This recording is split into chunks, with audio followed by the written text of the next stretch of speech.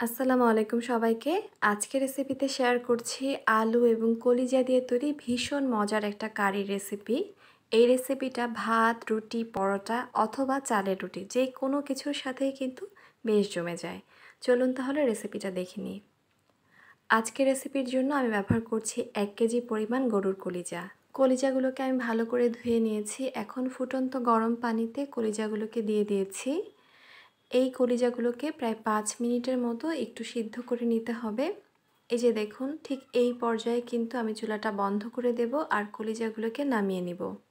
এই অবস্থায় কলিজাটা কিন্তু বড় টুকরো করা আছে।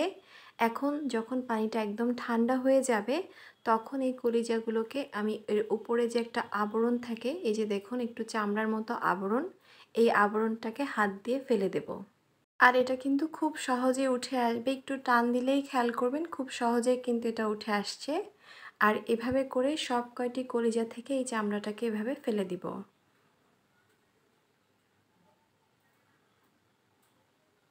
এখন এই বড় টুকরোর যে কলিজাগুলো রয়েছে এগুলোকে আমি একটু ছোট করে এরকম কিউব করে কেটে নিয়েছি।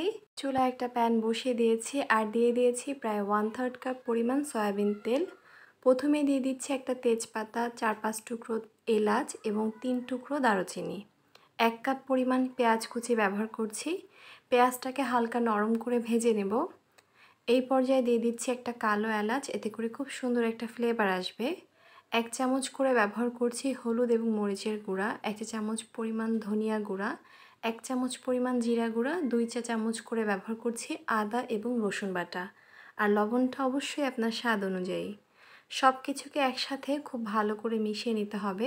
যেহেতু মশলাগুলো কাঁচা, তাই এর গন্ধটা যতক্ষণ না চলে যায় একটু ভালো করে কষিয়ে নিয়ে এখানে একটা বড় সাইজের আলুকে এরকম কিউব করে কেটে নিয়েছি আর এই মশলার সাথে বেশ কিছুক্ষণ ভুনে নিব। আলুটাকে একটু সিদ্ধ করে নেওয়ার জন্য আমি এখানে সামান্য পরিমাণে পানি ব্যবহার করছি। ভালো করে মিশিয়ে নিয়ে ঢাকনা দিয়ে ঢেকে দিব আর আলুটা আধা সিদ্ধ হয়ে আসা পর্যন্ত অপেক্ষা করব।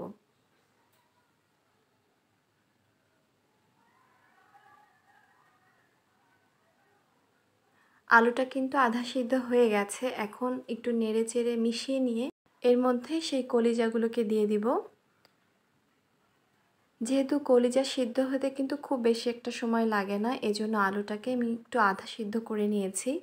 এখন আলু, মশলা আর কলিজা সব কিছুকে একসাথে খুব ভালো করে কষিয়ে নিয়ে পানি ব্যবহার করছি প্রায় আধা কাপ পরিমাণ। কলিজা কিন্তু ঝোল ঝোল খেতে ভালো লাগে না, একটু ভুনা হলেই কিন্তু খেতে ভালো লাগে, তাই পানির পরিমাণটা অবশ্যই একটু বুঝে দিবেন। ঢাকনা দিয়ে ঢেকে দিয়েছিলাম, এখন ঢাকনাটা তুলে নিয়েছি। এই পর্যায়ে দেখুন পানিটা অনেকটাই টেনে এসেছে। ঠিক এই সময় ব্যবহার করছি প্রায় আধা কাপ পরিমাণ পেঁয়াজ কুচি আর 4 টুকরো আস্ত শুকনা মরিচ। চাইলে এখানে আপনারা কাঁচা মরিচটাও ব্যবহার করতে পারবেন। পেঁয়াজটাকে নরম হয়ে আসা পর্যন্ত একটু ভেজে নিব। এই যে দেখুন, এই পর্যায়ে আমি ব্যবহার করছি গরম মশলার গুঁড়া প্রায় 1 চা চামচ পরিমাণ, এতে করে খুবই সুন্দর একটা ফ্লেভার আসবে। তরকারিটা নামানোর কিছুক্ষণ আগেই কিন্তু এই মশলাটা ব্যবহার করবেন। একটু নেড়েচেড়ে মিশিয়ে নিয়েছি আর এখন এটাকে পরিবেশন করে নিয়েছি।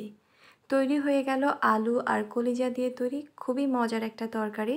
বাসায় অবশ্যই ট্রাই করবেন, আশা করি পরিবারের সবাই অনেক বেশি পছন্দ করবে।